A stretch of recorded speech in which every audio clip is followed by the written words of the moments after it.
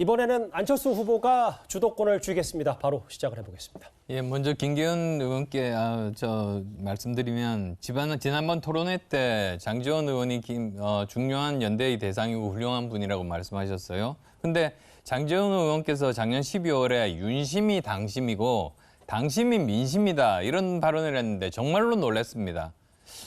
반대로 민심이 당심이 되어야 되고 당심이 윤심이 되어야 된다면 맞는 말이겠지만 장제원 의원 발언 완전히 거꾸로 된 거 아닙니까?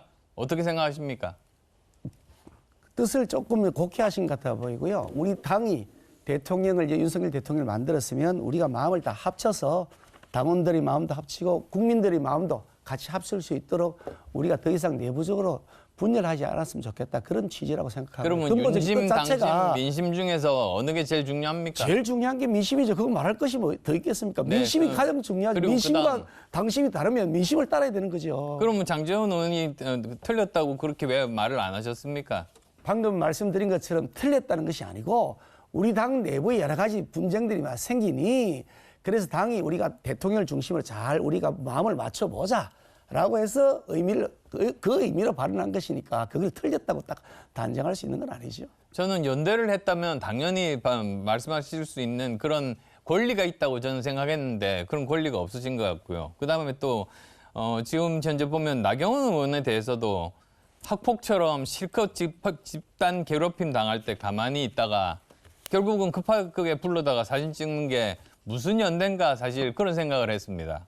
거기에 대해서는 어떤 생각하고 계십니까?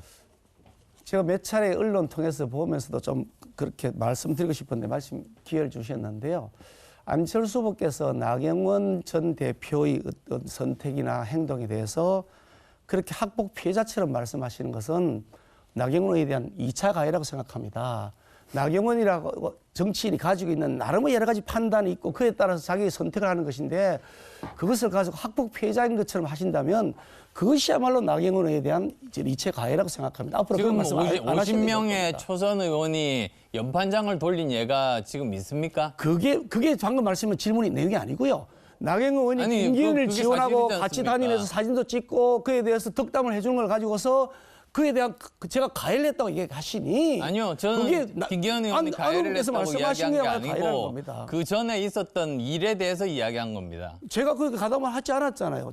거기에 대해서 제가 직접 한 행동에 대해서는 제가 설명을 하잖아요. 거기에 대해서 저는 나경원 의원하고 충분하게 공감을 나누어서 같이 공동 보조를 맞춘 것인데 그걸 나경원 의원을 마치 어린아이처럼 취급해가지고 학폭 피해자라고 그러시면 그거는 너무 지나친 가해 행위죠. 아마 보시는 지금 시청자분들 그리고 다음분들도 아실 겁니다. 그렇게 하시면 안 됩니다. 마지막으로 하나 더 여쭙겠는데요. 저는 이 세 분께 시간 별로 없지만 여쭤보고 싶습니다.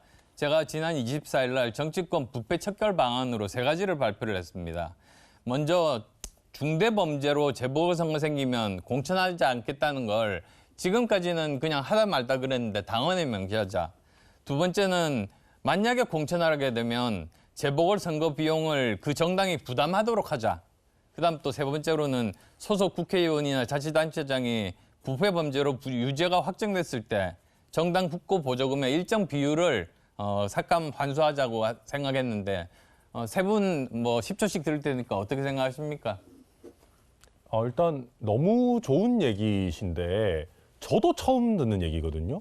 그러니까 이런 좋은 얘기는 안철수 후보님께서 좀 더 적극적으로 해주셔야 되는 거 아닌가 뭐 그런 생각이 듭니다. 예, 김기현 의원. 미국 고천사에 답변하래요. 열심히 좋은 제도는 열심히 우리가 논의해서 도입해야죠. 예, 이건 사회자 직권으로 한 10초 정도 더 드릴까요, 황 후보께서? 괜찮습니까? 예, 두 번째, 세 번째는 좋고요. 중대 범죄에 대해서는 일률적으로 처리하는 이런 부분의 취지는 공감하는데 예. 법비가 되면 안 됩니다. 예, 그런 점을 참고하면 좋겠습니다. 알겠습니다. 일단 사회자 직권으로 10초를 더 드렸는데 네, 감사합니다. 예, 특정해서 최소 2명을 정해 주셨으면 좋겠습니다.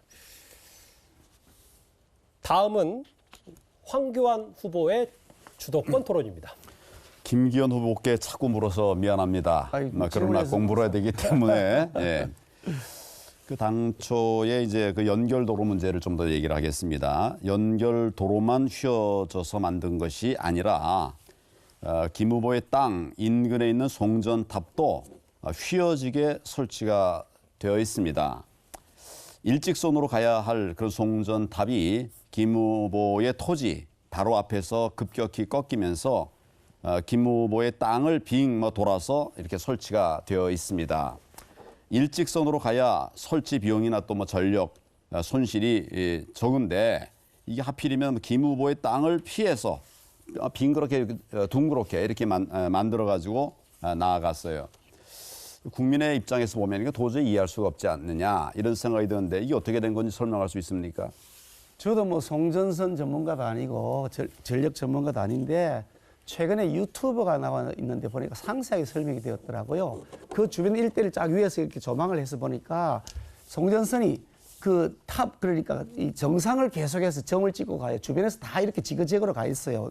그러면서 설명하는데 전문가의 설명 같아 들어보니까 송전탑을 산의 중턱에 세워놓으면 나무가지가 날아와서 송전선에 얹히기도 하고 그래서 사고도 생기고 이게 허물어져서 기반이 약해지기도 한대요. 그래서 일반적으로 송전탑이 보니까 주변에 다 그래요. 꼭대기에 세워져 있어요. 잘 그렇게 연결돼 들었습니다. 간다고 하는데 실제로 지그재그로 이렇게 가 있더라고요. 예. 그러니까 문제는 우리 김 후보의 땅을 싹 둘러싸고 있다는 거예요. 송전탑이 탑선이 이 부분에 관해서는 한번 좀 더 검증이 필요할 것 같습니다. 그리고 이제 지난번에 그 송철호 시장이 도로 노선을 결정했다 이렇게 말씀을 하셨는데 제가 알고 있는 거하고 전혀 달라요. 제가 말한 것이 명확한 사실입니다. 2007년 8월 2일 날 착수보고 시에는 김기현 후보의 땅은 그 노선 검토 대상이 아니었어요. 아예 다른 곳에 있다가 이게 2007년 11월 30일 날 그때 이제 비로소 이제 들어갔습니다. 그리고 12월 12일 날 최종 보고서가 확정이 됐어요. 그때는 사실은 우리 박맹호 시장 때입니다. 그래 이 부분에 관해서는 우리 결정된 거는 사실은 우리 당의 출신의 시장이 있을 때 했어요. 정확하게 제가 말씀드릴게요. 네, 제가 지금 말씀드린 부분은 그 시점에 그러니까 시점을 바꿔가지고 저 뒤로 바꿔보면 또 바뀌겠죠. 근데 제가 말씀드린 시점은 2007년입니다. 2007년 12월 12일 날 최종 보고서가 확정이 됐고 그때는 박맹호 시장이었다. 이 점에 대해서 의견을 말씀해 보시죠. 2007년도에 결정이 되었는데 그 결정이 최종 확정이 아니고요. 그 후에 다시 바뀝니다. 2019년에 2021년에 두 번에 걸쳐서 민주당 송철호 시장이 다시 조사를 했고요. 조사 결과 김기현이 땅 밑으로 지나간다고 최종 확정을 지었고 그 계획에 따라서 지금 이제 현재 실시 계획이 진행이 되고 있는 겁니다.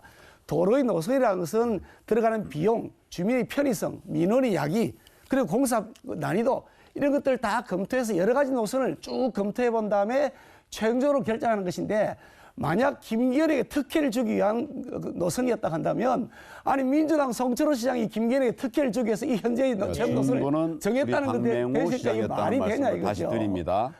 네, 안철수 후보에게 말씀을 드리겠습니다. 안철수 후보는 서울시장 선거에서 박원순에게 양보를 하면서 도왔습니다. 또 좌파 서울시장 탄생에 결과적으로 이것이 1등 공신했다는 평가를 받고 있는데 또 하나는 19대 대통령 선거에서는 문재인에게 양보를 해서 그가 당선을 될 수 있도록 결과적으로 도와준 것이지요. 예, 시간은 끝났습니다.